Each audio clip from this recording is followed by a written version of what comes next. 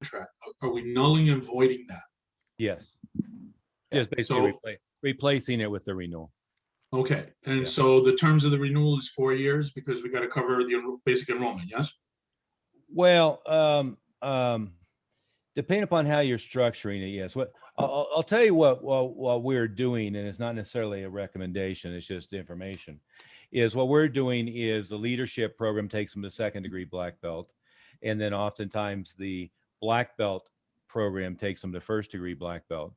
And, a lot of people I tell, well, we're enrolling them to second degree black belt and it's a 6-7 year agreement, think that I'm crazy. And you do have to be aware of the regulatory environment that you're in New York and so forth, and make sure you're bonded and all that stuff. But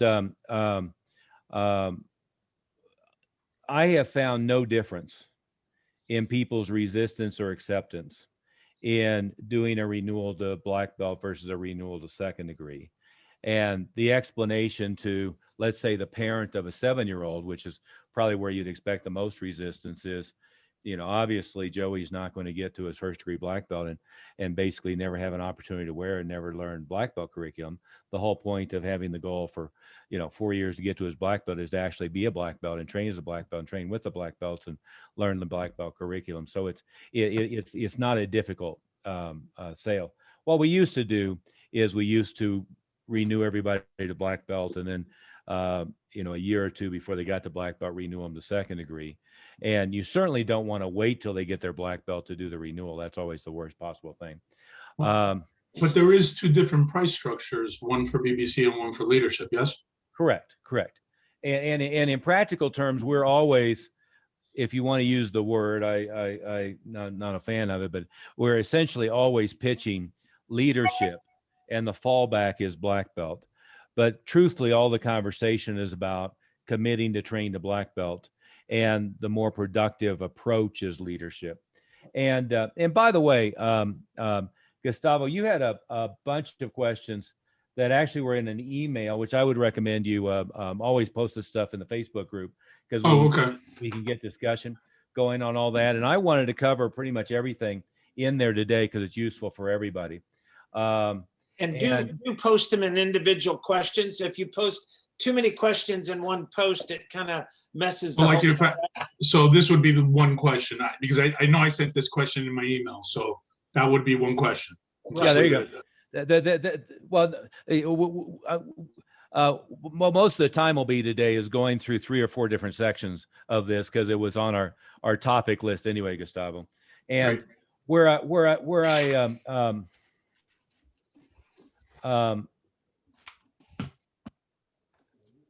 I was going to talk about software quite a bit, but I wanted to address one thing here. You said in your email, you say there is not much opportunity for booths and fair in my area, and they're usually on Sunday, and I won't work on Sunday. I won't have my people work on Sunday.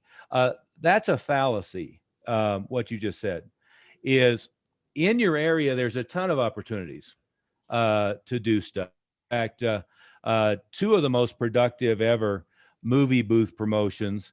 Now, this isn't Queens, but the AMC Theater in the Financial District and the AMC Theater in Harlan. Ken, I think, generated 350 appointments on a Friday, Saturday from the AMC Theater in Harlem. And God, I'm having Joe generated over 150. Let me clarify then. Booths to me means, street fairs, that kind of thing. It doesn't mean, I've never even done a movie thing, so I wouldn't even know about that. And as far as the Sunday thing, that's a religious thing. So no, I do it for myself. I have no issue with that at all. But I guess what I'm saying is it's a fallacy that most of that kind of opportunity is on Sunday. Oh, okay. Very little of it. They're on Friday, Saturday. Yeah, very. And I do have a theater not far from the school. I actually have 2 very large theaters. Yeah, which by the way, this month isn't the time for that.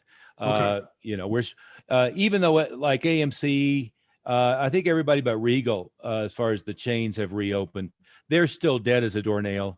The the company that rents the booths, the National Center Media, as far as I know, they haven't opened it up for what we call tabling again. So it's not the time or place for it.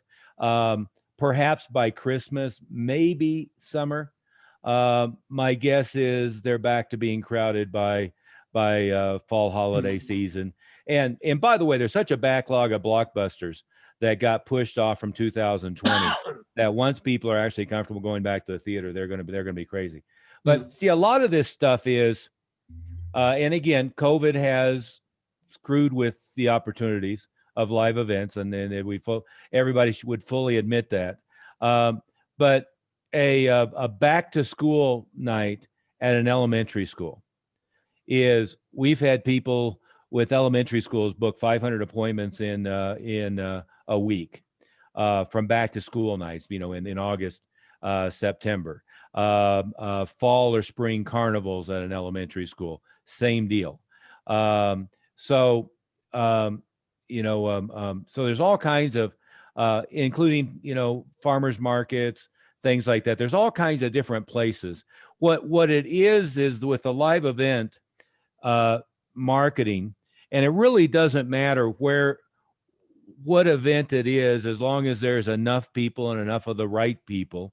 I always use the example in Denver. They have a festival called the People's Fair, and there was also one called All About Kids, and these were full metro area. And with 6 locations, the People's Fair was always a disaster for us, and All About Kids was always a home run. But what we determined is the People's Fair was like everybody broke in town looking for something free to do. And even though there were 40,000 people there, you probably couldn't scrape together 3 dimes to save your life in the entire crowd. And probably about half of them were drunk while they were attending. So there are going to be some that are a bad fit and some that are a good fit. But once things open up, and you're at a place where they're going to open up slower than like Texas, Florida, and so forth. Once things open up, there's lots of opportunity there, and most of the opportunity isn't going to be centered around Sundays. On a positive, I did contact my senator, whose daughter is my black belt. Oh, good. And actually, my senator and my congressman's kids are my black belts. So, I asked him if anything's opened yet, or he goes, not yet, but he goes up, now that he knows I'm interested, he's going to contact us. Yeah, good. And don't be, just because there are some people that have religious things that won't participate in things on Sunday, but I'm going to tell you, there is a small percentage that don't participate in things on Sunday. It could be that they have their church on Sunday, so they're going to be there for 2 or 3 hours or whatever, but then before or after it, or some people just don't work on Sunday or don't do that. But you should have staff that it is not an objection to their religion. Well, Master Smith, what the point was is Gustavo doesn't want to work on Sunday, nor does he want his staff to work on Sunday, which is just fine. Yeah, it's kind of like Chick-fil-A. Oh, well, that's the example I was going to use. That's it. You're Chick-fil-A. Chick-fil-A is now, I think, the number 2, if not number 3, fast food establishment in the country, up from like number 15 just a few years ago. And they're closed every Sunday, closed in the malls. They have to build into the leases in the malls, which is very controversial at the time. Even their Manhattan locations are all closed. Even their football stadium, where that has Sunday football games. Yeah. They don't open. Yeah, and that's just fine. There's not going to be any conflict with that whatsoever, Gustavo. That's not an issue at all. Let me go to the next thing, and I'm going to not intentionally, but possibly piss you and a few of others off. Tell me about Go For It kickboxing program. Go For It kickboxing originally was an I Love Kickboxing program. Okay. I've helped a lot of people over the years, as you know, Master Oliver, consulting and helping, and just my friends. And one day I wrote something on one of my emails, and I got a call from the head of the organization saying, stop, or, we're going to shut your stuff off and blah, blah, blah. Long story short, I said I didn't think I did anything wrong. I was just sharing information that I actually paid for. Anyways, long story short, I wrote something else that had really nothing to do with it, and the next morning everything was shut off. Okay. So that was the day I became a digital marketer. I swore I'd never be held over the table again, and whatchamacallit, literally contacted people in China, started building my own websites the next day, and as I say, the rest is history. Okay. Our program is, we're about to raise the price for on the first, we're gonna 209 for an 8-month program, and 189 for whatchamacallit, the year program. Yeah. Per month? Previous to that, Per we were month? charging 149 and 125. Okay. Okay. How many active participants do you have? Well, New York just opened up, as you know. They literally just opened up last Monday, so I just started selling it. I'm probably up to about. So you're saying during the shutdown, you shut it down altogether? They wouldn't follow on COVID on Zoom. I tried, I couldn't get it. I couldn't get it right, and everybody just Okay. canceled. Well, so regardless of the past, I'm not a fan of cardio kickboxing programs. Yeah, I gathered that much. Okay. And so what tends to happen with, well, I don't care whether it's I Love Kickboxing or it's your iteration or it's, 20 other people's iterations or it's Tae Bo or whatever it might be. What tends to happen is that tends to be the lowest price point with the highest turnover, with the flakiest crowd, with the hardest crowd to maintain, which is kind of validated by what you said about it essentially being shut down for a year with it. But if it were me, I would much rather focus on my traditional martial art, have traditional martial artists at full price point, have traditional martial artists where I'm losing 1 or 2% a month, and focus 100% of my energy on that and 0% of my energy on a fitness program where they're not really martial artists. It's going to cost the same to get one versus the other, and you got a lot maybe not. I mean, it's certainly true that at times you can get fitness traffic cheaper and more plentifully than martial arts traffic. It's rare, not unheard of, but rare that you can get the fitness crowd to be a 1 or 2% dropout rate rather than a 12, 15% a month dropout rate. And it's also rare, although not unheard of, that you can get the fitness crowd where you can do a $497 or $597 a month renewal. Rare, not unheard of. And I've structured those. We had a client in Bermuda, of all places, where we built in 2 levels of upgrade. At the upper level, we had women who had come in for cardio kickboxing paying $997 for a complete, more robust coaching program. And at the intermediate levels, had them paying $397 to $497 for a more complete program. But that's not going to be I Love Kickboxing or Tae Bo or one of those things. That's going to be a more complete, robust personal development program that happens to have. Yeah, that's definitely a conversation I'm willing to have. At this point, I'm testing it out, and because we literally went up $50. So whatchamacallit, if I don't see it, if we're not getting the people, then I already spoke to my people. I'm going to drop it. Yeah, and that's not necessarily the right criteria. The criteria is always opportunity costs. It's always about where your focused is, where your best result is. And again, it's quite possible that that you should do the program. I won't discount it 100%, but generally and I think of it in terms of bandwidth, is staff, owners, everybody have a certain amount of ability to focus. And if I'm focused on 2, 3, 4 different programs, let me give you another example.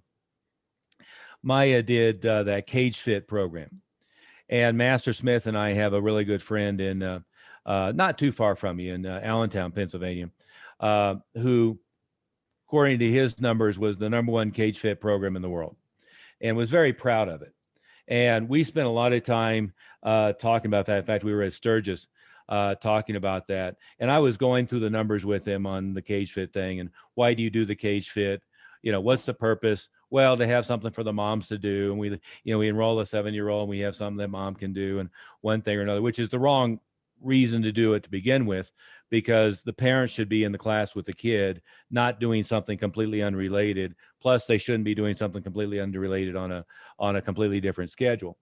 But by the time we were done talking about it, I said, you should shut that down and stop focusing on it at all. And he said, oh my God, why would I do that? I'm the #1 cage fit person in the country. I said, well, if your numbers reflect your #1 in the world, I hate to see number 50. This is just a complete, total, utter waste of your time compared to the other opportunities that you have available, right?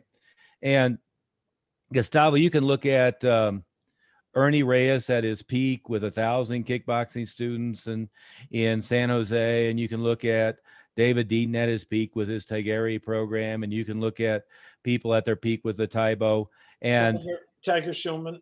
Yeah, although he's now doing a real fitness, a real kickboxing program, not a cardio kickboxing program. He did have that at one time and dropped it. And his integrates with his martial arts a little better, and it's the way he's doing it's interesting. Yeah, it's different, but my argument is, if you focus on your main thing and keep your main thing, you'll have fewer headaches, a smoother operation, make more money, have higher gross, certainly higher net, and life will be easier all the way around. And again, I mean, I have a lot of friends who are doing exclusively I Love Kickboxing or running their own things like what you're doing because they had a fracture with them. A lot of people have had a fracture with them. But Steve Doyen down in Texas is one of them that's franchising his own. The nice thing about it is it's easy to get instructors. It's easy to get students. It's easy to run one thing or another. The bad thing is the turnover tends to be high. The price tends to be low, and they're not real martial arts students. So they pollute the rest of what you're doing if you're not careful, just by letting the traditional martial arts students mix with the people coming in just for fitness. Can I add one thing on the strategy too that Gustavo might want to consider? The strategy of starting the kickboxing and seeing how it goes and then deciding is, I think, the flawed way to do it, in the sense that if you start it, what's going to happen is it's probably going to do okay, and you'll have this, what we're worried about is having this albatross hanging on to you so that it takes up your time that could have, if you had used that time to build your other program, the other program would have thrived. Whereas if you instead build your other program, don't start it yet, leave it on the side, build your other program. And if what we're talking about isn't true, follow that strategy, then go ahead and build the cardio kickboxing program later. Well, So instead of using your time on the one that is not going to be as high dollar per student, build the other program, fill your space up that way, and then try it. So if you're going to like do a trial on building your base rather than trial on building the cardio. Well, and if you had shut it down to begin with, don't reopen it until you've got at least everything else back where it's highly profitable and everything else back. I mean, well, it's kind of late. We opened it. Again, New York literally just opened up for boutique fitness about a week ago. And I mean, we started advertising probably 2 weeks before that. And how many do you have in the program right now? Right now, 50, and we've rolled over 20 already. What do you mean by rolled over? In long-term programs. In other words, you have 20 enrolled. Yeah. So 50 web specials and 20 enrollments. For me, I'd be completely apathetic about that, and I'd shut it down and focus on your main. It's easier to close it now than it is to wait until you got 100. And those 100 could have been martial arts students paying a lot higher dollar amount. And now it's more complicated, and you've used up your energy and money and time doing that. And again, totally up to you. I mean, you can make that a profitable thing. you've got to understand what my predisposition is. My predisposition is make as much money to the bottom line as possible, have as high a quality student body as possible, and have as few headaches as possible. Right. So when you combine have as few headaches as possible, the highest quality students as possible, and make the most money to the bottom line as possible, not the top line, but the bottom line, that is just a difficult fit into that format.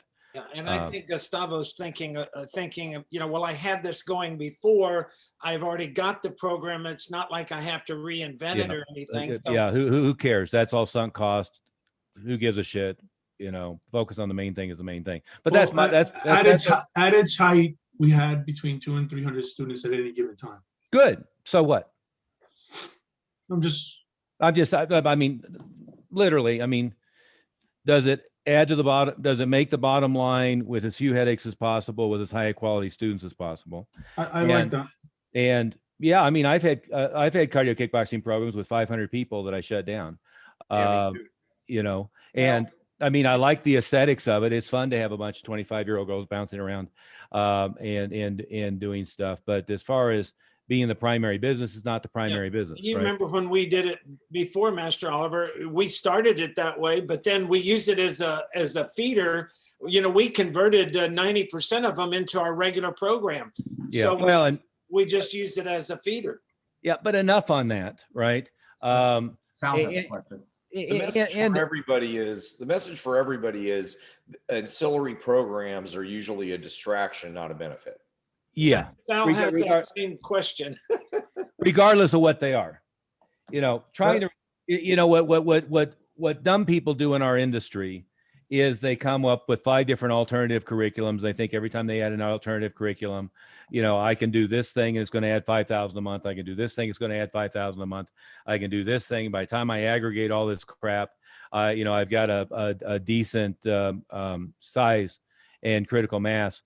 But and there's some people running around, talk about they have 1,000 members, but they're not making any money, and they have a headache, and they have way too many plates in the air, and they have staffing problems. That's not what we want. I'd like to have $1 million a year school with 300 active students, and average revenue per person of 300 a month, with 50-60% to the bottom line, and as few headaches as possible. But anyway, off that subject, our $100,000 school, we're all single focused. Exactly. Off that subject, and let's go on to software, because that is something I wanted to talk about today. And off the bus there, Master Oliver. He's been trying to get a word in real quick. He could go ahead. Not regarding software, but just being aware of the situation now with the Asian hate crimes and the women that got shot in Georgia. So now I've been getting some feelers out for self-defense seminars, and I just wanted to see if you guys wanted to talk a little bit about what you guys do for. I mean, I've done it when in the past where that girl got abducted and got killed in San Diego, and I did a whole bunch of self-defense seminars.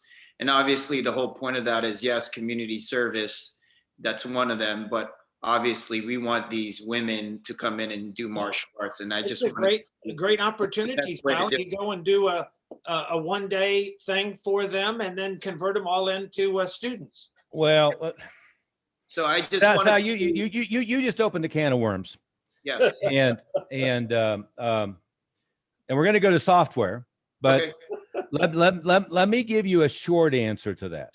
Yes, sir. Well, the first is that all of the evidence is that Atlanta had nothing to do with Asian hate crime. The shooter self-reported that he was a sex addict, and he was shooting sex workers, and and 2 of them were white, the rest of them were Asian because they were in Asian massage parlors. So let's not perpetuate that myth on that one. Sadly, I live in gladly I live in Colorado, but sadly Colorado has been the hub of Columbine, the Aurora shooting, and now this damn thing at the grocery store in Boulder, Colorado. Yes.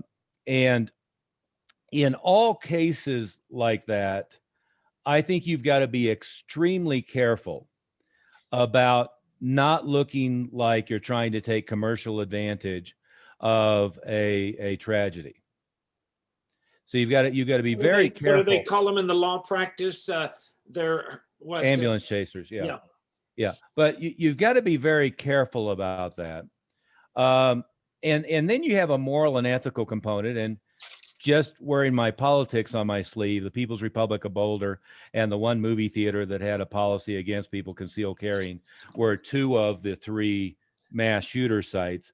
The places least likely to have had anybody armed in the places, truth be told, to add insult to injury to the whole thing. So I must say, with all of that, you do want to take advantage of opportunities to provide self-defense training, whether it's sororities, restaurant workers, places when you can get aggregated, especially women's self-defense type of situations. I do know, in fact, Tracy Thomas does some mass shooter stuff. My personal sense is, with a martial arts school, especially if you're predominantly focused on kids and families, I don't know what I would teach somebody that the crazy guy shows up at Batman at the late showing with an AR-15 dressed up in bulletproof vest and so forth, other than duck, run, and cover, right? And, that's the Aurora shooting situation. I don't know enough about the King Soopers situation to have much of an opinion about it, other than we know that, aside from what the media is saying, it certainly wasn't an Asian hate crime. It was a Syrian immigrant who was a naturalized citizen who had serious mental problems. So I think you've got to be careful about not jumping in as a martial artist, trying to teach somebody defense against an insane person with an AR-15 in a public environment. I've been doing martial arts for 50 years, and I'm not too sure, other than if I had some level of access to him, or I do have a concealed carry permit, not that I ever carry it, or if I had my weapon on me. And even then, I'd be more likely to be ushering everybody out the exit than, trying to confront, I believe. So I think you got to be really careful about that. It's certainly true that you can create publicity opportunities for yourself by being the self-defense expert. Sal, you have the other, military background as well, obviously Annapolis, et cetera, et cetera, et cetera. Using those credentials to be the expert on talk radio, to be the expert on TV, to be giving some advice. Mindy's not on here today, but I remember her company, Eventbrite. They were running live events, and there was one of these mass shooter events, and then they went to hire somebody who was, teaching mass shooter how to deal with this one thing or another. And I connected Eventbrite with Bernie Carrick, who was going to connect them with one of the guys on SEAL Team 6, who was on the what's his name, the raid for Osama bin Laden. Yes. And then they ended up hiring this idiot to claim to be a Krav Maga expert. And I got a blow-by-blow of the training. It was a complete moron alert on the crap that he was teaching these people. And in fact, she said they had what they thought was a mass shooting event while she was at a hospital. And she had called me, and I told her, barricade the door, get something to whack them with, lock everybody down. I'd given her like a 5-point checklist. And she said, my 5-point checklist was better than their full day of mass shooter training with this moron that did it. So I think there's a lot of martial artists who get way off their field on this kind of stuff. I think it's easy to be perceived as an ambulance chaser by jumping in on top of especially these mass shooter events. I do think that we should constantly be using our credentials to be in the media, to be an interview and one thing or another. But frankly, if I was in the media right now and somebody interviewed me about the deal that happened at King Soopers 20 minutes from me, as a martial artist, duck and hide and cover unless you were close enough to, get control of the gun. I don't know what else you would teach them to do, Yeah. right? Other than have a bunch of other armed people in the grocery store rather than be in the place where they're least likely to have somebody else who could respond. And the one thing by paying a lot of attention to it, if you haven't noticed, police tactics done properly, not at that idiot, the shooting in, what was it, Lakeland, Florida. But police tactics have changed specifically because of Columbine. If you don't know it, and by the way, tactics on hijacking changed with 9/11, because before 9/11, what always happened is they fly the plane to Cuba, they ask for $1 million or ask for a couple people to be released from prison, and that was the first time the dynamic changed. And they flew it into a building.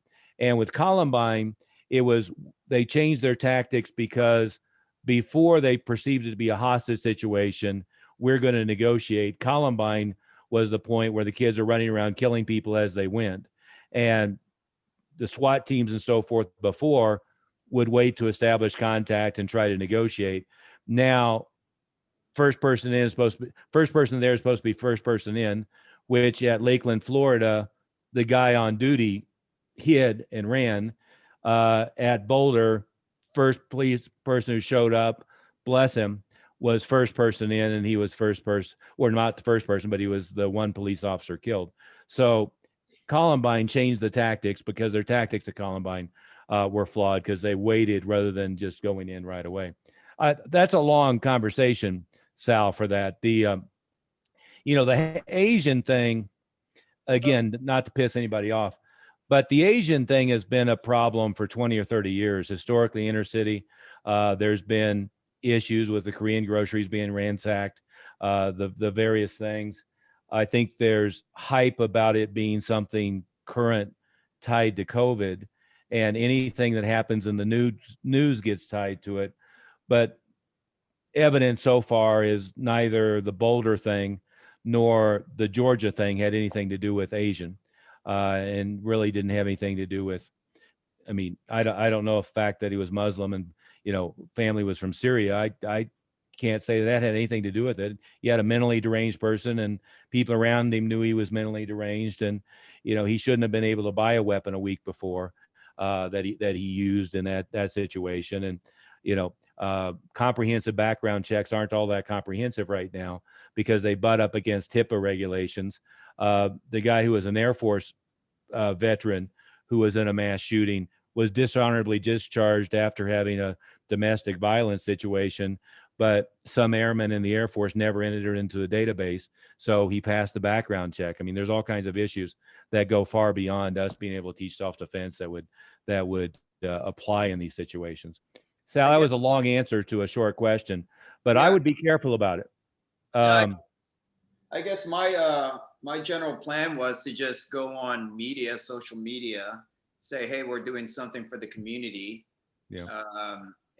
Just to teach a little bit of women's self-defense for an hour and a half, give them a free session, and then obviously have them do martial arts with us, and just use a little bit of the publicity to give back to the community and that kind of stuff. I'm not here to be like a Krav Maga expert or SEAL Team 6, raiding in on Bin Laden here. I'm just basically doing a typical self-defense seminar. I will tell you generally. Yeah. Is the problem is, and part of it is the way you promote it. A whole bunch of women coming in thinking they're going to learn how to defend themselves in 2 hours. Mm-hmm. And what I think we all know is the only thing I can teach them about how to defend themselves in 2 hours is how to be aware and not end up in the situation to begin with, right? Exactly. And so what the great switch is okay, this is something that if you've trained for 3 years, you're going to be fairly confident in a lot of situations. Not that I teach you, and I see a lot of idiot martial artists. I teach them this chokehold, and I teach them this grab, and I teach them this thing. And we all know that without constant repetitious practice, when they're in a dark alley and somebody grabs them, they're going to lock up and freak out and not accomplish anything. There's plenty of stories about black belts who, when put into a stress situation, respond poorly because they've never been under that kind of stress. That's what I used to like about Peyton Quinn's training. He had the woofers and he had the red suit and put people under stress if you're not familiar with it. But the problem with having the premise be, I'm going to do a 2-hour free self-defense class, is in practical terms, all we're able to teach them that's useful is not to put yourself in a situation to begin with. And then we have to flip it to, this is really a 4-year program. It's not a 2-hour program, because we're not really able to accomplish anything that you're going to be able to apply in 2 hours. Is that fair?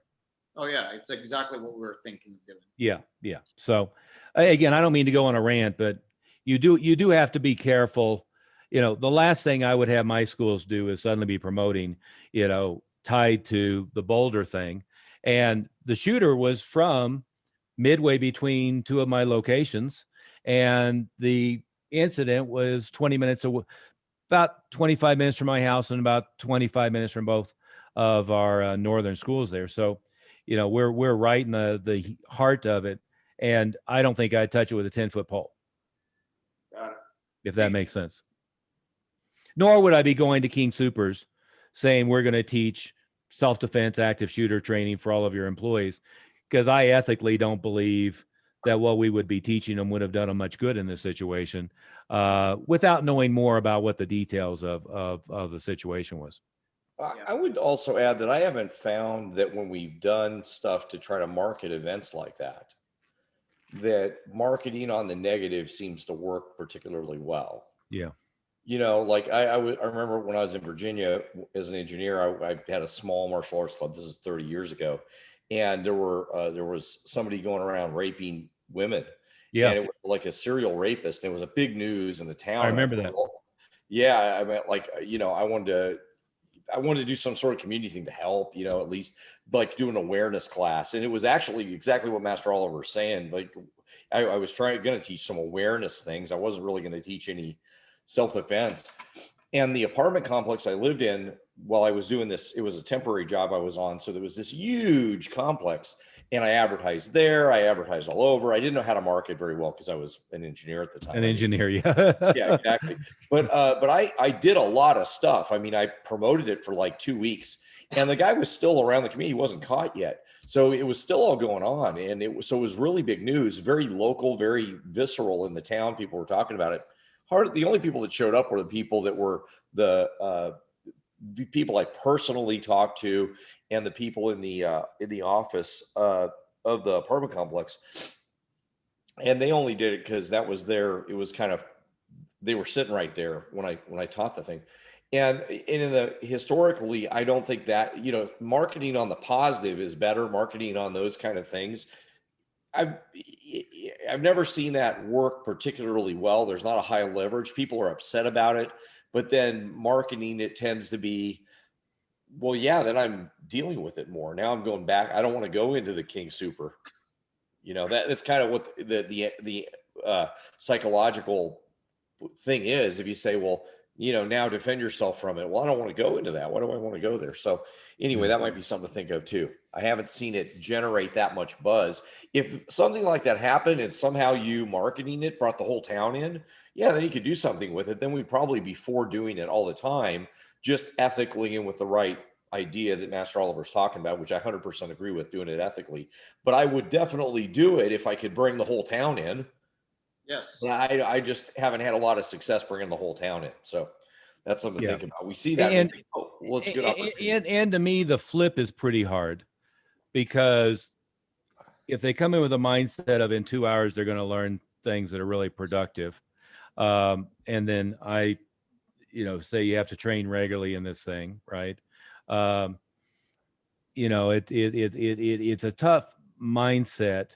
Rather than they were coming in already looking for something to develop, whether it be fitness or whether it be something for personal development. So I do think it's a little bit of a tough flip. Now I will give credit, like in LA, the Krav guys have done a fairly good job of marketing to that. Although, truth be told, their marketing, to the female crowd is more about fitness than it is about self-defense.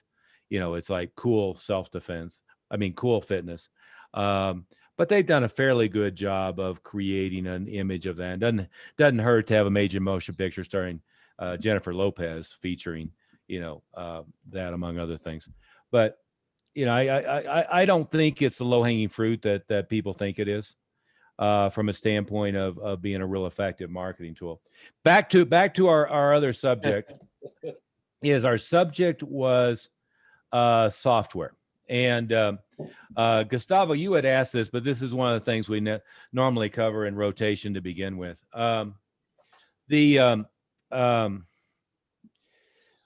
Master Moody and I are arguably the two biggest software nerds, tech nerds, propeller heads in the martial arts industry.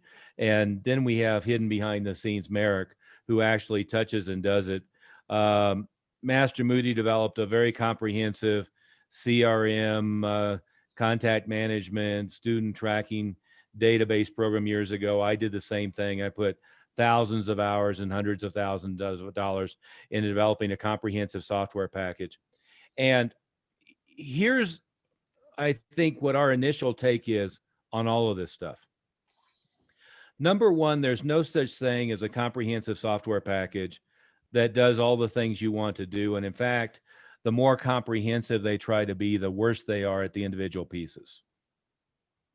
So as much as all the developers of all the different software packages are friends of mine, I don't think there's a one size fits all, in part because, if you look at, take an application like QuickBooks, they've got billions of dollars into development and billions of dollars in revenue.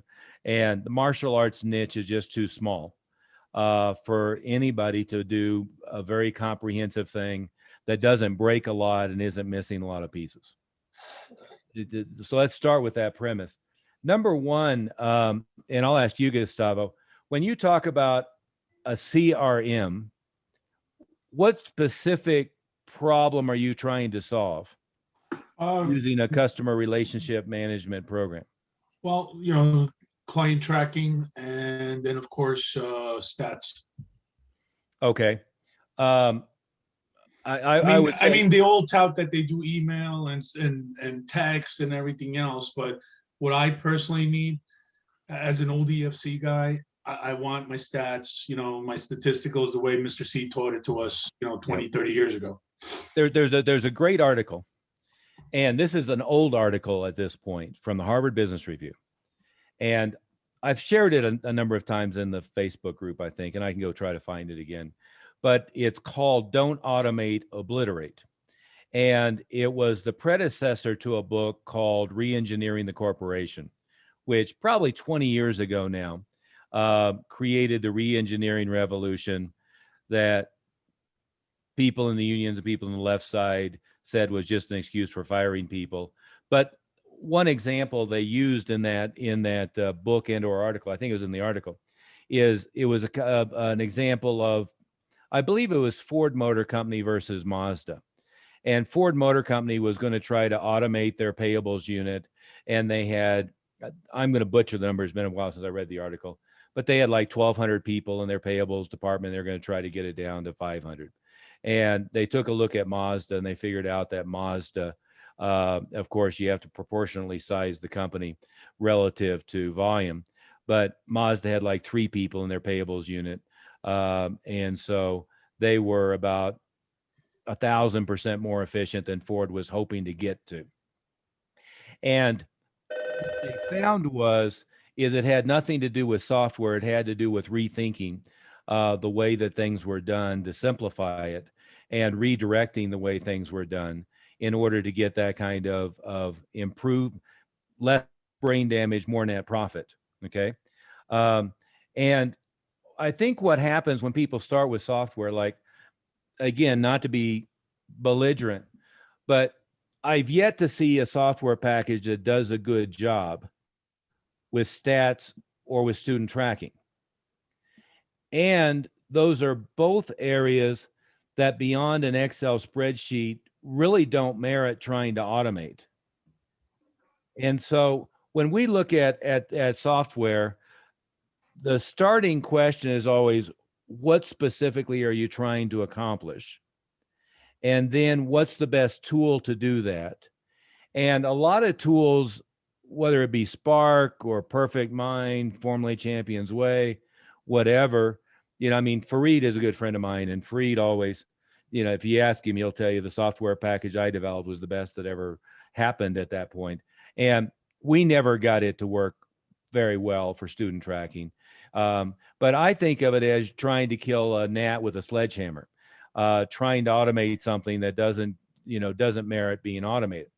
But let's go through functionality here. So one thing we want to have is if a lead comes in to say from a Facebook ad or comes in from the website, what we want to have and make sure we have automatically and automated is the lead automatically gets a text message encouraging them to call us.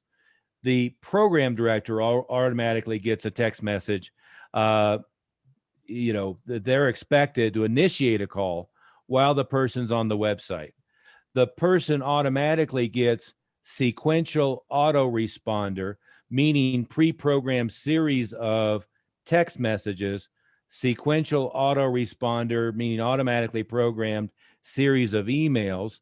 And we always automate in sequential autoresponder series of postcards or other direct mail at the same time. And we always program in sequential autoresponder voicemail, ringless voicemail, preferably. Now, in order to accomplish all of that stuff, is you use Constant Contact now. Constant Contact works fine with Call Loop as one application. And so Call Loop does text messaging, Call Loop does ringless voicemail and a number of other things. But the two of them together can be built into the web form where the lead information goes into Constant Contact or MailChimp or Aweber, also goes into Call Loop, and then it can automatically initiate sequential autoresponder text, voicemail, and email. And now we have a real effective lead follow-up system without a complicated and or buggy CRM system that tries to do too much. Okay, so there's two software recommendations for email: MailChimp, Constant Contact, or Aweber. Personally, I like Aweber better. If you're importing a list that you have existing, last I knew, MailChimp was better. MailChimp's more flexible in letting you import. Aweber is probably the least, and Constant Contact somewhere in the middle. Well, what would you add to that particular thing, Master Moody? Well, I think that, everything you said is exactly right. I think that, like when websites are built, and that's what I do a lot of work on, a lot of those things can be built into your website, but you have to be careful how much to build in and how much not. Typically, when you tie your CRM into it, most of the martial arts CRMs don't have APIs, which nobody needs to know kind of what that means, but they're really good software connections into the. They don't have open architecture, so they can plug other software packages. Almost all the martial arts CRMs do not have good ones, so they can mess up your search engine optimization, which most of you guys have heard about. And so you don't want to have those two things connected. So you have to build some of this automation into your website, so that stuff should automatically happen. But my general advice when people are talking about this stuff is just use what you're using and then layer on these other pieces that Master Oliver's talking about, because all the software systems are inadequate. There's none of them that do everything. So whatever you're using. Well, and the ones that try to do everything do almost everything poorly. That's exactly right. So the pain is in the transition from system 1 to system 2. And then you have system 2, and then it doesn't do everything. And then you try to go to system 3 because it promises to do everything and it doesn't do everything. So then you go to system 4, and that transition is always painful and lossy.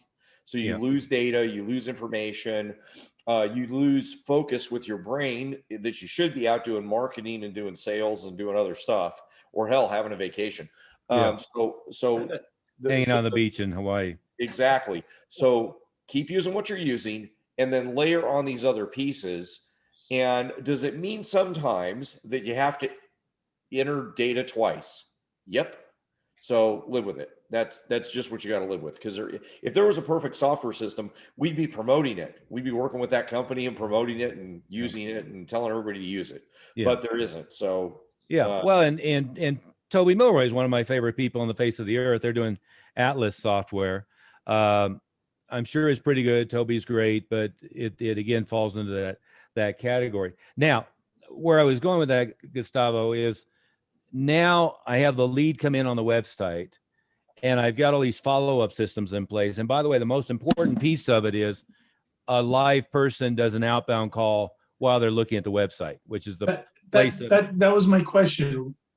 As we all know, we got people registering at 3 a.m. Yeah. What do we do there? Well, there's certainly going to be times and places where there's exceptions. So, and you can try to farm that out. I haven't found, although I haven't looked very hard, to find somebody to farm out outbound calls that do a good job, like in the middle of the night. So, it's easy to find companies that do a good job handling inbound calls, 24/7. But let me finish the thought for a second, which is they opt in. While we're having a fair amount of success with is they then land on a success page, but the success page gives them a calendar function where they can go ahead and schedule their first introductory class. The app that we've been using for that is called Schedule Once. And once somebody and part of what it'll allow is embedded into a web page and ties to iCal, i.e. Apple Calendar, and ties into Google Calendar, but it'll allow you to pre-program times that are available. It'll allow them to schedule it. But the thing that we like the best about it is it'll remind them their appointment 4 times by email, 4 times by text, and the emails will allow them to reschedule the time if it turns out to be a bad time. So now that's an app that's kind of working with everything else, but it's allowing a online scheduling. When we ended up with COVID with social distance classes, is we also used Schedule Once to program where there could be 10 people in a class and people could go to a web page and make their own appointment online. So it has a number of different functions like that. But one of the things I like about it is an intro can schedule their own appointment, doesn't remove the necessity to get them on the phone personally, but it reminds them of the appointment, allows them to reschedule. It supports the confirmation process. But then we can use that for lesson 1, lesson 2, all the way to maybe lesson 10 as we work them through the renewal process. Gradually wean them off it. Gustavo? Question. If they opt in and they're registering online and it's for pay, will this connect to my ClickFunnels or whatever? Say it again. The registration page. Normally my registration page goes to Stripe. Right. So whatchamacallit, does this do that functionality where your funnels can be paid? Sure. Okay. Yeah, and Stripe works just fine for that. Yeah, so when we're scheduling up paid intros, that's exactly right. It is worth testing whether the paid intro versus a free intro, whether you're getting a benefit for that or not. There's arguments to be made on both sides. There's not a right answer. It's just about testing the offers, truth be told. If I had my druthers, I wouldn't be doing a 5, 6, 8 week paid offer because I don't like the way it impacts the enrollment process. But that's a different subject. Okay, so in talking about software, then the question is okay, that's my lead follow-up and my new intro follow-up, and it automates in part, not in full, what I need to convert a lead to an appointment, convert an appointment to an intro, right? Then the question is what else is there in the school that it's important for me to automate? And if you go through the business functions, I've seen a lot of schools where they have electronic cash register up front and they're automating that and they're trying to automate inventory. I've always found all of that much more pain in the ass than it's worth. And truthfully, I don't want to have the pro shop. We've talked about that before, but trying to automate inventory is again one of those things, killing a gnat with a sledgehammer. If I'm inventorying belts and uniforms and so forth, I can just have a par system. In other words, I have a sheet and I'm going to have 10 of this size always in stock, 7 of this size. And every Friday I do a count and I call Century or I go online, order it. I get it Monday, I refill it. And then Friday I go through checklist, reorder. And that's better than the comprehensive inventory management systems with 3 different high price software packages, including the one I developed, ever did. Because never accurate. Every time you thought you had this amount, you go in there, it wasn't there. Yeah, a term that's fallen out of disfavor, but I basically had my minor in computer science, and the favorite term back then was GIGO, garbage in, garbage out. And it's the problem with software is unless you're Walmart, too often the data that's going in to get the data coming out isn't accurate. And the number that's nowadays in the cloud in the software is less accurate than I go walk and do a check box and just reorder the stuff, right? Same thing with the point of sale. Well, I'm trying not to take cash in at the school anyway, but basically doing down payments. I got a credit card swipe in most cases. I've got the batch at the end of the night. If I have some checks, I know what the check deposits are, and that's better than needing the point of sale. So that's the next thing that people think. Then the next thing is student billing, and I was the biggest proponent forever. Gustavo, as you know, I was founding member of the EFC board of directors. I was actually their first client outside of June Rhee.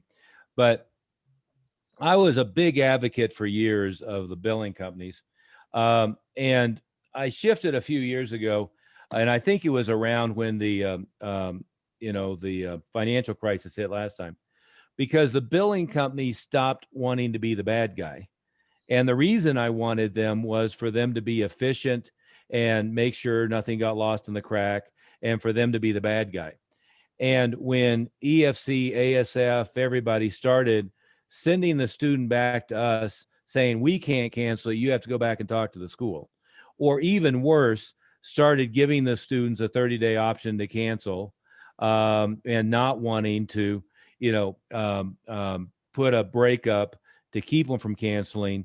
The extra percentage I was paying them suddenly it was of no value. Does that make sense? I was always willing to pay them 5 or 6% to be the bad guy. The rest of it, years ago. And by the way, there was a conversation, first board meeting probably of EFC held at Kenwood Country Club in 1985, probably. I told Nick, sooner or later, with ACH and one thing or another, you're going to have to separate billing from coaching, and you're going to have to think of the two things as separate. And, billing is going to be accomplished at a quarter transaction. And so you being in the middle of it isn't going to be value added. His response is nobody's ever going to let you just go into their checking account for ukulele lessons. And so, he was wrong. I was right on that one. But for student billing, there's a great software package. It's called Pay Simple, but what I recommend, go to Simple Tuition, simpletuitionmanagement.com, because we lined up a guy who's really good at, now specializes in auto dealerships, wineries, and karate martial arts schools, because I set him up to specialize in martial arts schools, who handles merchant accounts and martial arts school billing and handles risk management with the main providers. There's only 2 or 3, I guess there's 5 or 6 main providers, but they don't understand martial arts schools and think that it's high risk. So we lined up Jeff Cole, who understands the risk. He's worked with martial arts schools now for 15 years, and he'll intervene with the risk management people. So for billing, I recommend just go Simple Tuition Management, connect with Jeff Cole. But it's a very robust system of venture capital back system happens to be based here in Denver. The software package backbone is called PaySimple, and then the merchant provider, Jeff sets up with, and he understands martial arts schools. It's the simplest and most effective billing software I've yet seen. And none of the ones that are packaged into a robust, comprehensive, track your students, track your everything else software for martial arts comes anywhere close to this one in the standpoint of it being easy, manageable, effective on the student end, effective on your end, and actually just having a simple way to collect the money. So then you go through and you say, okay, so if we have the billing covered and we have the new lead management covered, what else might we want to automate? And usually the answer is, well, I want to track all my students. My argument is the physical ID cards, which I think were invented by Jeff Smith in 1978 or something like that. And of course, there's been a bunch of iterations, and Mile High Karate have iterated different versions, and Jeff, you've iterated different versions, and Master Media. The simple ID cards with A side, B side, and then a 1 week, 2 week, 3 week, 1 month, 2 month, 3 month box in the office beats every software package I've ever tried. And if you want to have a software package where you enter the data, you have the ID cards, put the barcode label on or put the barcode on back, let somebody barcode them in the system at the end of the night. But using the ID cards is a better, more personal, more on top of it, right data than any of the software packages. And now the argument will be, well, but if I don't have it in a software package, I'm not going to kick off automated email of, hey, we've missed you in class. My argument about that is people don't give a shit about automated messages anymore. They don't get a warm and fuzzy feeling. The example I use a lot was there's a company called Blue Mountain Cards in Boulder, Colorado. And what they were one of the first companies that were doing send you a birthday card, and you open it up and there's a hummingbird dancing and singing and all kinds of different iterations of that. And they got bought out for a huge amount of money. In fact, the guy, Jeff, that spaceship house above me over here, the guy bought that with the money that AOL gave him. I think AOL bought him for 80 million or 100 million or something like that. Well, the company only lasted about a year and a half because it didn't take very long for the novelty to go away and for people to realize that an automated message on my birthday is no more warm and fuzzy feeling than the automated messages that I get from Wells Fargo, from Chase Manhattan, or from 983 other stores and marketers, right? There's nothing personal about it, right? So a personal handwritten note to the people who are in the 2 week box combined with a personal call to everybody who is in Wednesday and missed their Monday or Tuesday class. And when we're doing call, Master Moody, you have some acronym for it that I always forget. CTE, call, text, email. Yeah, call, text, email. But a personal call where you leave a voicemail, text them, and then email, and all of it being personal is going to beat the hell out of any automated retention follow-up system in Spark or any other things. And in fact, I don't want the automated stuff because not only do they not feel warm and fuzzy about it, it's actually a little counterproductive. So I really want it to be personal. And again, if I have a school with 500 students, well, I should have a manageable number on Wednesday who have missed a class, on Saturday who have missed a class. I should have a manageable number that have fallen into the 2 week file. If I'm losing 2% a month, that's 0.5% a week that are getting into the 2 and 3 week file. It's a very small number of people. And the personal follow-up is much more likely to get them back in than the automated stuff. So I not only don't find the automated stuff very valuable, I find it to a great extent counterproductive when it comes to student retention, not from a standpoint of lead follow-up and stuff, but from a standpoint of student retention. Yeah, we found that when the parent got a call from us directly that they were so impressed that we even noticed that they weren't there, that we were that caring. Just like if a child doesn't show up at their elementary school, they get a call from the office before noon. And now we're giving them a call the same day if they're not there for class, or at the latest the next day. And if we're unable to reach them, we leave a very caring worded message that we wanted to make sure everything was okay. They weren't sick, and wanted to keep them on schedule for their next testing cycle. So give us a call to set a makeup. Yeah. And by the way, let me take a pause here before I forget. We are nailed down for the live meeting.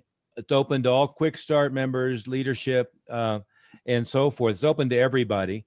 Our first actual live meeting since Disney, which we managed to get in and out of Disney just before all the lockdowns hit. Amazing. In fact, I think, Matt Smith, didn't you get stuck in Atlanta on the way from Disney back to DC? Well, I wasn't stuck. I stayed down in Florida for 6 weeks. Yeah, And on the way back to Georgia and stuff. But anyway, the last live meeting we had for everybody was Disney behind the scenes. But we are nailed down for Keystone, Colorado. You fly into Denver. You preferably have a rental car because it's about an hour to 90 minutes up into the mountains. There are shuttles and so forth. And in fact, in this venue, it's important that you stay at the venue because of the weird hours, if no other reason. And it's a pretty self-contained facility there. I posted pictures of the facility. It's the hotel and condos that are around the lake, and it's right at the base of the ski lifts. Master Smith keeps trying to hope that the ski areas will still be, and you might be right. A-Basin, which is right next to Keystone, and Keystone are two places where they make snow, and they've been known to go into May and or June. So there may still be skiing, probably not. More likely it's going to be 70, 80 degrees and sunny, even if there is still skiing. So it's going to be around the lake. It would be great if everybody other than, you probably don't want to fly in from Canada and get quarantined for 14 days in your local Canadian prison. But I'm not sure what the travel back and forth is with the UK, Dervish. But other than that, I would recommend you coming out. I don't know what COVID restrictions are. It's been kind of difficult negotiating with the hotel. I think they're going to drop the statewide mask mandate pretty quickly, but we'll have to see. Yeah, I'm assuming by then, between everybody who's had COVID and all the people who've had the vaccinations. Master Moody, I know you've had the vaccinations. I've had the vaccination. Yep. Between everybody who's had the vaccination, I think we're going to be on the downward ebb of this thing by then anyway. But I wanted to throw that in. As far as what else would need to be automated, Master Moody, have I missed something that would need to be automated within the running a school? I don't think so. I think you covered it all. I think, as far as even down to the point of the stats that Gustavo was asking about, I don't even use a spreadsheet. And as you said, I mean, it's not a wrong statement to say that you and I are probably the most geeky tech people in the martial arts. I've got an iPad, an iPhone, a laptop, 2 screens, all I counted the other Apple day. Watch. I mean, you and I could probably. I have the Apple Watch, but I don't wear it. Yeah, you don't wear. I'm even wearing the Apple Watch. So I mean, and I wrote the software. We still use the software I wrote. But as far as like even the stats we keep, we still use paper, and because I want my guys every day to feel what they're writing. I don't want them to abdicate even the percentages. They have to figure out what percent of the month they've met compared to their goal. They have to calculate that every day. And I actually want them to do the number. I don't want the spreadsheet to do the number for them, so they get used to doing it. So I want them to write that every day. I don't want them to do all their transactions and then it spits out a number and they don't have to pay attention because they don't have to add the numbers up. I want them to add the numbers up every day. So when I had 8 schools, I knew, I still know with my school, but I had 8 schools, a bunch of different people, 1 million people. Sometimes one was on vacation, sometimes it wasn't. Doesn't matter who's in the school every single day. At the end of the day, we knew all our enrollment numbers, all our stats, all our everything. And they did it on paper. They added it to the month to date. That was all done. So I would almost make the comment, not automate on purpose a bunch of the things you just said. Pay attention to those things that we don't automate on purpose. Yeah. Because And, it's more productive. Matt Smith could tell you, well, you know, when I was a tournament promoter and I was at all these damn tournaments all the time, the standing joke among the other promoters were I was going to the front desk of the hotel at 4 or 5 o'clock on the way to the final show. Everybody else is sitting there and socializing and so forth. And I had my stat sheet out and I'm taking notes on everything, preparing my Monday meeting until they called me to judge. And then I would judge. And then I'd be sitting there at the table with my stats and, you know, organizing all of that stuff. And to be fair, Master Moody, it's fine if you have the clipboard with the manual sheet and they figure it all out. Then you put it in a Google spreadsheet or whatever, you know, so you have a cloud-based. Yeah, we do that to run the percentages and everything, so we didn't have to do it manually. Well, but I agree with Master Moody. If your damn program director isn't running the percentages and using a calculator, they don't realize where the problems are, right? I make them add it up. I make them add it up and run so they add it up. I don't use this. Now they put it in a spreadsheet at the end of the day. So that way I can just read it. Accessible. Yeah.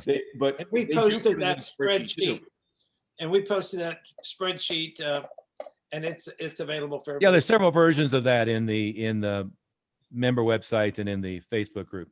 But so go ahead. One question. Okay, so if we're using the tuition billing that covers, we can track the people that are billing. Yeah. What about the people who pay in full? Where are we tracking them? You know, as far as, do I have a software where everybody's in the same? Tracking them for what purpose? Just name, phone number, address, number of students. ID cards. Or I'm strictly going with the old system of the cards. The ID cards. Okay. On the card, I always put their payment plan on the card. That's one of the notations. Yeah, I actually have probably a dated version of the June Reese system from the 80s.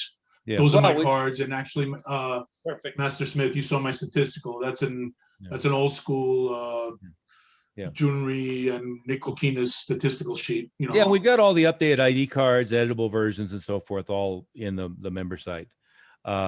And so, but we're usually keeping track of the cards with stripes, testing, you know, notations on programs and one thing or another. You know, in practical terms, like in the Mile High schools, they're either on trial or they're renewed to second degree black belt. And so if they're getting around their first degree black belt, we need to renew them to third degree black belt. You know, and we're using the blue tops as the leadership. So if they're on the floor and they got a white top, they need to be renewed. And if they don't have a white top, they've been renewed. I mean, it's all that kind of, and by the way, Gustavo, go all the way back to Master Moody and I do in software. I had this elaborately developed system, and it was back when Greg Silva had done this system. And I thought that everything about his system was FUBAR. And I made the mistake of spending the time and money to create one. But I had it where at the beginning of class, everybody's ID card gets barcoded in. And then it would spit out a report of everybody who's missing for the receptionist to call and, you know, and schedule a makeup, spit out a report of everybody who needed stripes and what needed to be done with everybody, and spit out a renewal report. And it was always FUBAR. Garbage in, garbage out. The data was never up to date. By the time they spent all the time entering it in the computer, spitting out a report, the class was 42 minutes into it. The instructor being able to take the ID cards, put it on the instructor desk, sort it out, figure out what they needed to do, hand off the renewal prospects. So no testing report, strictly the cards. I mean, that's the way I did it for years. I just, you know, when all the software came out, I was like, okay, let's try this. Yeah, it's killing an ant with a sledgehammer. 27 different softwares. It's killing an ant with a sledgehammer. Yeah.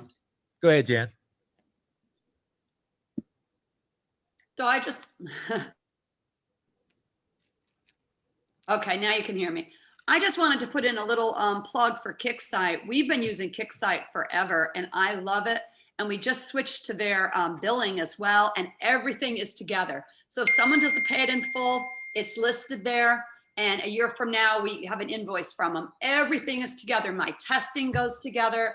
I can send out emails. I can send out texts to each different group. I love it. And quite a few of us, I think, are using it now. Simple. I am not a techie person at all. Simple. And I can do it. There you go. That's the You have a key. plug for That's the key. KickSite. I would still use Jeff Cole and Pay Simple for the I do billing. use Jeff Cole. I use and Pay Simple for the billing software. But Yeah, mute for part of what she said. yeah. I do use Jeff Cole. Yeah. But and I'm talking about for the billing as well, as opposed to. But yeah, I had lunch with the guy with Kickstart recently. Nice system, nice, cheap, but I mean, still, there's discrete things you're trying to accomplish, and if the part of the problem with trying to automate some things is you have to get the data into the system, and you have to make sure the data that goes into the system is right.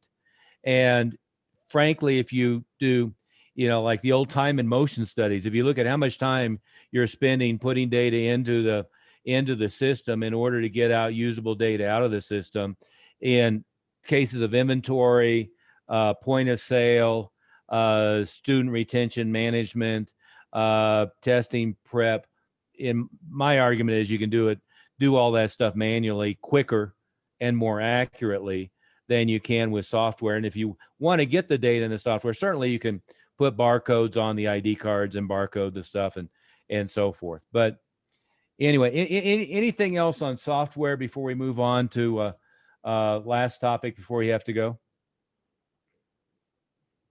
I'm sorry, I just want to make sure I got the name right. Is it Simple Tuition or Pay Simple? Well, if you go to Simple Tuition Management, what that is we set it up, but it's a contact form that'll get you to Jeff Cole, and then Jeff will match their merchant account with Pay Simple, which is the software backbone.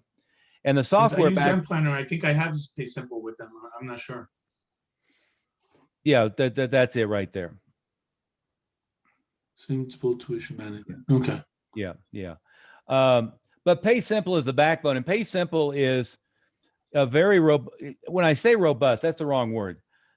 It's a very simple, easy to use, without bugs platform that's used by chiropractors, dentists, all kinds of businesses that do repetitious monthly billing in order to facilitate that. It can also do point of sale billing. The reason I point people at Jeff is that one of the biggest headaches is your merchant provider suddenly decides they want to increase the reserve limit and they keep $20,000 when you had a big month. And there's all kinds of problems that started during big time the last recession, but also during COVID, they've gotten really twitchy about a lot of these things, especially about businesses that in their perception took a hit. So everything from martial arts schools to fitness centers to chiropractors. And by the way, the billing companies, oh my God, a lot of the billing companies did the exact opposite of what they should have done during the COVID deal. I've talked to people, what's our guy in Maryland and Virginia? People where like the state of Maryland said fitness centers, have to stop their billing. And so, we've heard people who like in Maryland and other states where the billing company stopped all the billing and wouldn't let them bill the students, even though they had adapted to remote learning and Zoom classes and everything else. I mean, that kind of stuff is a disaster, so you've got to be really, really careful. You got to be careful of who you let handle the billing too. I know that Champions Way had a problem where people lost like a couple weeks of billing. Easy Pay years ago went belly up and kept like a month of billing from people. There's been innumerable examples of, little fly by night type of things where like something like Pay Simple combined with Jeff as a merchant facilitator, it's going to be the billing goes in, you get in your account 48 hours later. There's no room for a gap for it to disappear, any of that kind of stuff. And again, I think KickSite's fine. They're a very nice substantive company. And by the way, they're cheap. One of the things I told him is that they're not charging enough, because what, $75 a month or something like that. I said, well, I'd be happy to help you figure out how to be more profitable, because you have I don't know, they have 25 employees, and they're, you know, it's they don't have a good business model. Let me put it that way, behind the scenes. And Jan, you knew, of course, I would do that when I met with the owner. Oh, yeah, but I don't want my rate increased. Thank you. It's $149 a month is what I pay. I think it's up to maybe 400 students. Yeah, they have a tiered for, you know, how many people you're putting in. Okay, so any other questions on this or any other topic? And by the way, Sean, it's good to have you. We haven't been seeing you live here enough. It's great to have you on video. Wish they would open the border with fewer problems so you could be with us in person more often. Yeah, absolutely. Thank you. Is your province trying to kill all small businesses, or are they being reasonable? No, it's been draconian since January. We just officially opened up on the 16th of last month. Yeah. I mean, Canada is like the U.S. You know, it's different. Different provinces have been different. From everything, the people we work with in British Columbia is, you know, more open than Colorado, where on your end of the country, it's been crazy. Yeah, it's been like New York here. Yeah. That's a bad sign. Sure is. Yeah. I was using the quote recently, but what's been rattling in my head, you know, that's one Nick Okinis was great about. He always had like great little sayings. But one of the Nick Okinisms that I started popping into mind in the middle of COVID was his line was always, experts should be on tap, not on top. And to me, that's the thing that's happened in COVID. There was a press conference with Trump way back in maybe April or May, and all of the press was always trying to get him that he wasn't following the science. And he addressed it, and probably not as eloquently as he could have, because he tended not to be as eloquent as he could have been. But he said, well, if I just listened to the immunologist, they'd have us locked down forever. You know, what I've got to do is, you know, look at all the different aspects. And that's my argument is, you know, did anybody ask the educators what the trauma was going to be to the kids of shutting them down and skipping a year without them having adequate education, socialization, et cetera? Did anybody ask the psychologist what the suicide rate would be, what the depression rate would be? Did anybody ask the physiologist, you know, what the physical impact would be of people, you know, sitting at home on the couch, you know, eating snacks and watching TV and not being able to be out in the park? I know in Colorado early on, they shut down the outdoor. I mean, Colorado's typically rated as the fittest state in the United States, and they started shutting down the outdoor federal and state parks. It's like, are you freaking kidding me? It's outdoors. People are exercising, so you want them to not be outdoors. You want them to not be exercising. You want them to not be in fitness centers.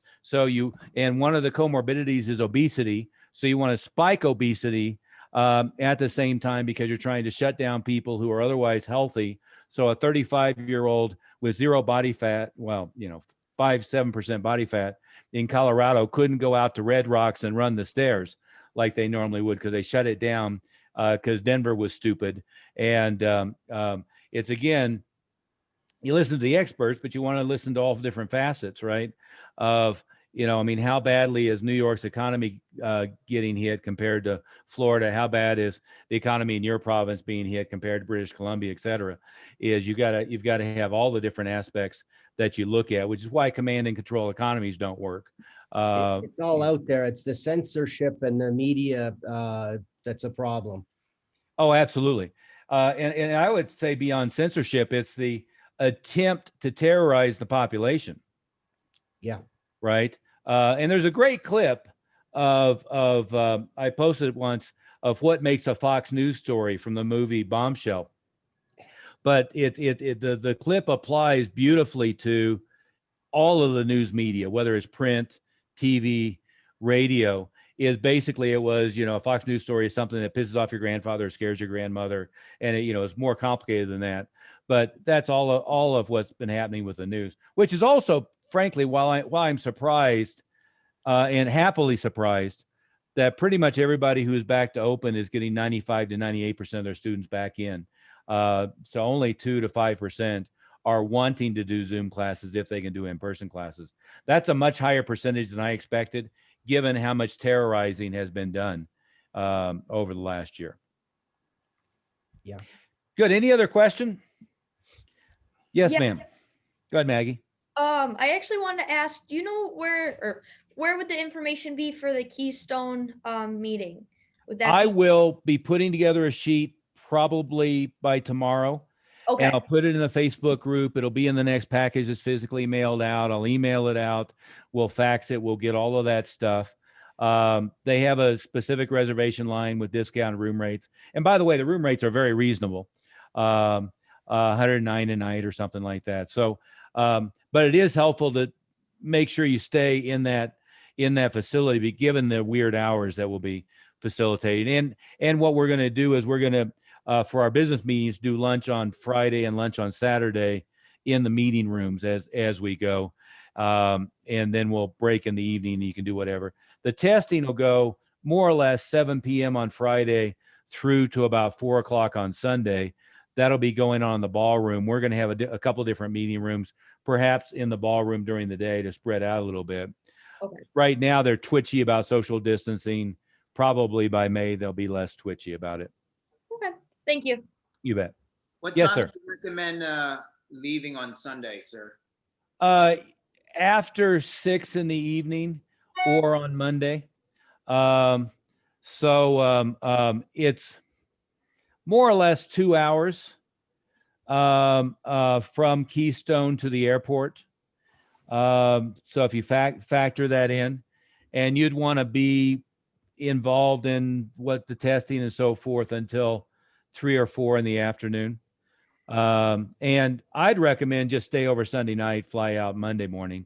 But depending upon what kind of flights, south for you to San Diego, it's an easy flight, direct flights, everything else. So you have an easy route. Luckily, Denver is, it's like flying out of Atlanta or something. It's a hub where you can get a direct flight pretty much to everywhere. Yeah, if you were catching an 8 or a 9 or a 10 o'clock flight home, then you could leave Sunday. But if you didn't have anything available leaving at that time, then you just leave early the next morning.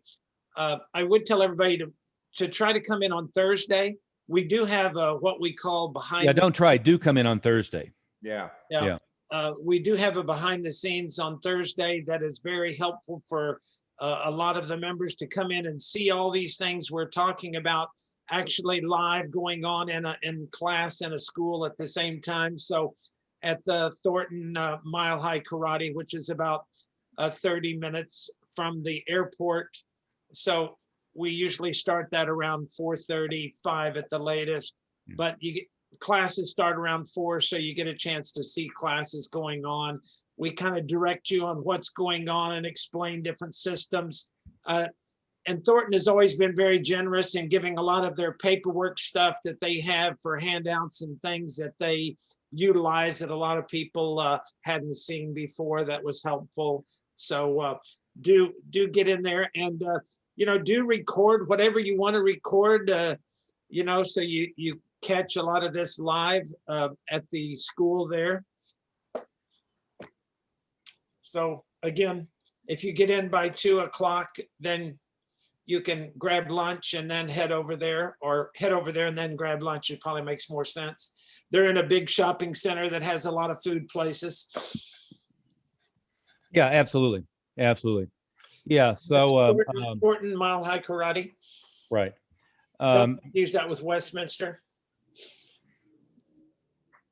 There's 3 schools that are all on one that will kind of barely be open by then, but that you're welcome to. But the Thornton is where we'll go. And Master Smith, we might want to tell Steve and Amanda Christensen that did already. Oh, did you? Okay, good. Because I didn't. But yeah, you want to come in early enough on Thursday that you can be there, and then it's a couple hours up into the mountains to Keystone. Stay at Keystone on Thursday night. And again, I'd recommend stay there on Friday. By the way, it's an absolutely beautiful facility. It's a beautiful setting. It's immediately adjacent to Breckenridge Dillon. Dillon Lake is, I think, one of the highest. They call it the highest yacht club in the world. But most of these places are at 9,000 foot elevation, more or less, and it's A Basin, Keystone, Dillon, Breckenridge, and about 30 minutes from Vail, Beaver Creek. So it's a beautiful setting up in the mountains. Yeah, and it's And Sean, maybe by then Canada won't be crazy, and you can come in and out by then as well. yeah, and it's about an hour to an hour and a half from Thornton to Keystone. Exactly. A real direct Well- straight. It's almost like hardly any turns. It's a easy drive. Yeah, you jump on I-70 and you get off at the Keystone exit. Take a Would it left. be easy to just like have one of those taxi van to the place and then taxi van back? We don't need a rental car to drive around to all these different studios that we're going to, right? Well, you're going to have to get there somehow. Well, it's up to you. It's useful to go to the school. There are plenty of shuttles. Now, this is off season for ski, so I don't know what their schedule would be. There certainly are plenty of shuttles that go from Keystone and all these areas to the airport and back. And there's all likelihood some other place you could pick up the shuttle.